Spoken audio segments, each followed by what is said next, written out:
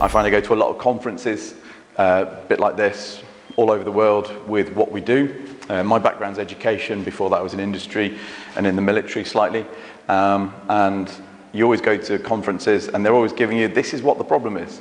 But very few places that you go to actually say, but this is how you can solve the problem. Okay? So I suppose my ex-military background is come to me with a solution, not with another problem. So I'm not going to stand here and talk about what are the issues. I'm not going to go on and on about what those issues are.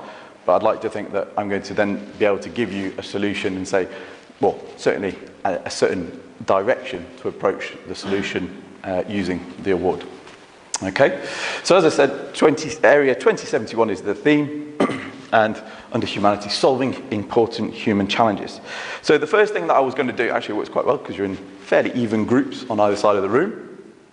So what I'm going to ask you to do in your groups is, I would like you to come together in your group and come up with as many things that you feel young people should have other than good academic results. What is it that you think is important for a young person to have other than straight A's, 7s if it's IB or whatever curriculum you're following, other than high 100% in your exams? What is it that young people need to be successful, or just need in general, whether it's to be successful or not? What do you think they need? Okay, I'm going to give you, because we are short of time because the sessions have overrun, I'm going to give you 2 minutes. If this group, could you just have a quick chat? What we're going to do is we're going to put them on the board afterwards. So if you just have a quick chat, 2 minutes.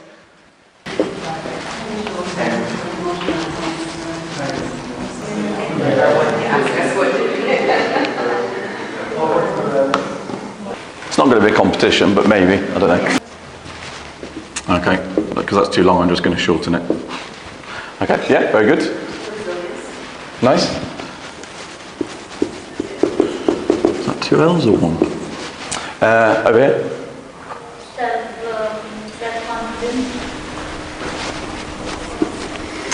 Confidence in general, yeah. So social responsibility, it's your place within society and your responsibility to other people as well as to yourself. I think a lot of people always forget about number 1. We should always focus on number 1, but it's that relationship. Respect for the environment, and by respect for the environment doesn't necessarily, the way I see this, isn't necessarily respect for the environment in the sense of don't litter, be protective of wildlife and flora and fauna and things like that. It also means respect for the environment in which we live in, being a respectful individual within the environment, whether that's urban or elsewhere. A happier life full of opportunity. And again, I see from this 2 things, so happiness, okay, and opportunity. So it's important that future UE generations, but I think future generations of the world in general, it's important that we are happy people and that we have opportunities presented to us. And again, I like to think that then these are the whats, and through the award we can suggest the how you can achieve that for all sorts of people, not just Emirati young people. Okay, so this is what I've broken it down into: social responsibility, respect, happiness, and opportunity. Okay, so a little bit about the award. Excuse me. So I asked at the beginning, so nobody's heard of the award before? A little bit? Okay, cool, all right. Is that because you do it in your school? Very good, okay. So, the award is a framework, okay? By framework means that we provide a structure through which you can help young people outside of the classroom, help them develop outside of the classroom. Now, by outside of the classroom, we're not necessarily talking strictly about being outside in the physical environment, out in nature per se. It means that rather than in developing a young person in science, maths and English, I'm only going to focus on those 3. I used to be a science teacher. My wife's a drama teacher. She'll kill me for just only acknowledging those 3. But if you just think about the classroom that you go to or a laboratory to go to for science, we're talking about developing young people beyond that scope, beyond the 4 walls of a classroom. You are looking to develop people outside of the classroom, whether that be in the art studio, photography studio, on the sports pitch, okay, on the tennis courts, whatever, okay. This is a framework and we call that kind of education non-formal education. Okay? Learning within the classroom is defined as a formal education, whether you're following an Indian curriculum, British curriculum, international curriculum through IB, for example. We deliver non-formal education. And the non-formal education, the beauty of it is that it can be applied across any nationality. As I said, we deliver to over 100, we're present in over 130 different countries, with over 1 million young people taking part in the award every single year. Okay, so now into the nitty-gritty, into the real detail of how do we do that then. So the award is open to young people starting at the age of 14, okay? And you have until your 25th birthday to complete your award. You can choose just to do a bronze level, you can choose to do bronze then silver, you can choose to do bronze, silver, gold, or you can start silver when you're 15 or you can start gold when you're 16, it's entirely up to you. As long as you're the minimum age, that's absolutely fine. But the framework, if you like, the curriculum, to use an educational term I guess, or a syllabus, is as follows. We have 4 main, ignore this purple bar for the time being, you have 4 different parts, 4 different sections that we refer to. There is the service, the physical recreation, the skills and adventurous journey. Okay? You will complete all 4 of these sections at bronze, at silver and at gold. So if you did all 3, you would have to do all 4 of these at 3 different levels. And each one, it gets a little bit more complicated, a little bit longer, a little bit more involved. So service, automatically people think community service. It doesn't necessarily have to be charity work, but it means that you're working with other people outside of the realm of people that you wouldn't traditionally know. So not your family, not your friends. It may be that you're working with your friends on doing something that's service related, but you are looking at working with people outside and giving something back. As I said, it may be fundraising. As we know in the UAE, fundraising can be a bit difficult, especially for young people sometimes. But it could be, for example, helping young people to learn to read and write. So going down into a primary school, if they're secondary students, if you have an attached primary school, you could be going down, helping them out. Maybe a lot of schools that I work with here in the UAE, a lot of older kids go down and help and develop things like sensory gardens for younger kids or kids with special educational needs. So that could fall under the realm of service. Physical recreation, I don't think really needs much explanation. Sport, basically. As long as you are raising your heartbeat and you sweat a little bit, although in this temperature at this time of year, you sweat even if you're not doing a sport. But physical recreation, okay? Skill, okay? It could be something like learning a new instrument, learning to knit, learning to crochet, okay? Photography lessons are all new skills that you're acquiring. And adventurous journey then is the one that is really the pinnacle of the award for each level, because the kids love doing this. Basically, it is a way for going outside, so whether it's to the mountains of Ras Al Khaimah, the desert around Sharjah, Fossil Rock, that kind of area, or if even further afield, Oman, or even to Europe, you know, Cyprus, for example, is quite a popular destination. And you will go and do some sort of expedition. Okay? At bronze, for the adventurous journey, you will do 2 days and 1 night. So it means 1 night, you have to be completely self-sufficient. You have to go out, you have to plan a route, you are completely trained up, ready for first aid, if you get lost, navigation, campcraft, etc., food preparation. At bronze, you would do 2 days and 1 night. Silver, you do 3 days and 2 nights. And gold, you would do 4 days and 3 nights. Okay, for the service, physical and the skills, at bronze, the minimum amount of time it will take you is 6 months. If you do bronze and go on to silver, you could do all of this in 6 months as well. If you don't do bronze, this would take you a minimum of 12 months.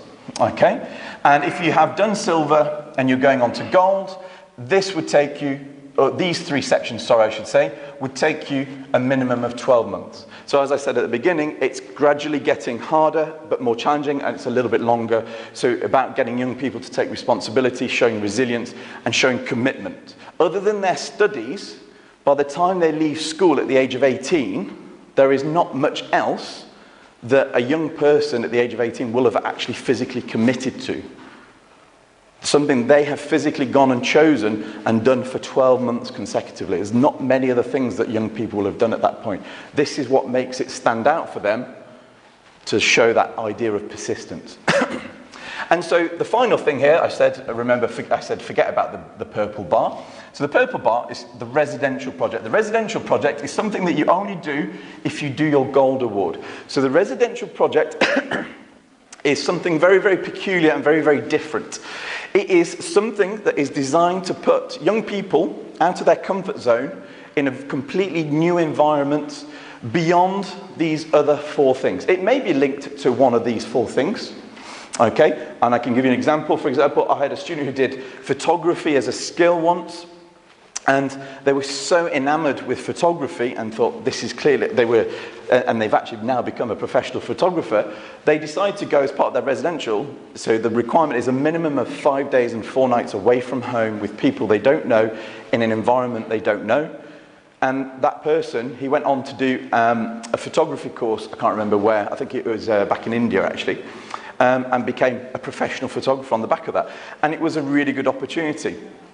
Sometimes residential projects could be community service, so it could be 5 days going to work in an orphanage. A lot of students do that. They go and find a charity project in Cambodia somewhere, or Vietnam, or anywhere else in Southeast Asia, even sometimes in Eastern Europe.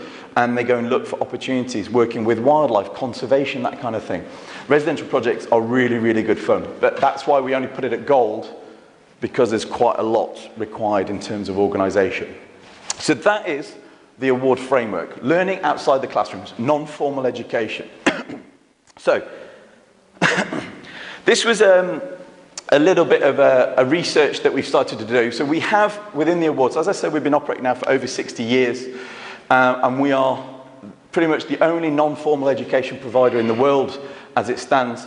And one of the things that we take pride in is now that we have a research department. And as part of that research department, what we're trying to understand, and I'm going to talk about next, we're trying to understand how the award changes people. Therefore, going back to the initial statement, how do we change, and change young people and make them more resilient, for example. So we're looking at these sorts of things here. This was just to kind of give you an idea, sort of things that we're looking at. And we're very keen on understanding. You'll notice here, we survey participants, so the young people, 14 to 24-year-olds, but we also survey adults that are involved in the delivery of the award. So for them, it's about being a mentor and being an assessor, or being there as a guide for the young person as they go through the process of doing their award. But I think, especially as an ex-teacher, and especially on the international circuit, when money can be sometimes a little bit tight within schools, schools are always looking for an option. How can we develop professionally teachers? This, from our perspective, we deliver training to adults who then deliver to the young people. This gives you an opportunity, as well as an adult, to be involved in that process outside of the classroom. So you may not be able to do the award yourself, unfortunately, if you're above the age of 24, 25. But you can still be involved in the lives of young people outside of the classroom, and it certainly changes your interaction with them. Okay? Then, so, as I mentioned, we have research, and many years ago, so the award started in 1956. As I said, it's over 60 years old. We celebrated the 60th anniversary in 2016. And right at the beginning, from canvassing across young people all around the world, they went out and asked young people, what is it that you get? What are the outcomes for you of the award that are good for you? What makes this a good program for you? What do you get from it? And these were the 10 main outcomes that we discovered as an award, as a foundation. And these, to this day, are still the outcomes that we work towards, and we look at how we can develop these even further for young people. And what I wanted to do then is just link it back to what I was talking about at the beginning. So, social responsibility, respect, happiness, and opportunity. So you'll probably see some of these words over here already, as we mentioned. And we're not saying these are the only 10. These were the top 10 that were the most significant to young people. We're not denying there are other things on there as well that would also come into this. Okay, but hopefully you can see there's a link. So by young people taking part in the award, whether it's bronze, silver or gold, these are the outcomes for them. This is what they achieve from doing the award, as well as a certificate and a badge. Everybody loves a bit of a ceremony, it loves a celebration, loves a badge to put on their shirt or on their jacket. Everybody loves that, of course they do. But it's not just about what you physically see, it's also what's inside that young person. And it's these 10 things here that really link back to what we're trying to achieve. So looking, goodness me, like 2071, but looking way, way to the future. And I see already, social responsibility comes under a variety of different of these guises. I suppose the most obvious one would something be like intercultural competence, for example, or personal and social well-being. Respect, okay, comes under lots of different of these things: managing feelings, resilience and determination, relationships and leadership, okay? And I always, as I explained when I used to be a teacher anyway, I used to explain to young people, it's not just about respecting others, you need to respect yourself as an individual. Happiness and opportunity, okay? Again, we don't explicitly state it there, but you have happiness that's underlying a lot of these that are saying, you have to be a happy person. There's no point in plodding through something. So the award is about self-discovery for a young person and finding out what makes them happy. There's no harm, as I always say to them, just because you did something you didn't like it doesn't mean it's a bad thing. That's a learning experience. But you then realize what will make you happy in the future. And opportunity as well. Again, lots of opportunity that will arise from these outcomes. Then the last thing I just want to share with you, excuse me, are the long-term impacts of the award on individuals and society. And again, this is where there's a bigger link as well, even more so now. So, as well as understanding what are the outcomes for young people, what will they walk away with in themselves, we also, as part of our research, and again, a long, long time ago, we categorized and highlighted these main long-term impacts. And I just wanted to put these again next to those 3 themes that I highlighted at the beginning. So we talk about the impacts is more about the impact on the young person and society later on in life. The one fact that I always remember is, it doesn't matter whether you've done bronze, silver or gold. There was some research done it's probably now 3 years ago. In the UK award alone, 80% of the people who were surveyed who had done their award, bronze, silver or gold, maybe some had done all 3, maybe some had done 2, maybe just had done 1.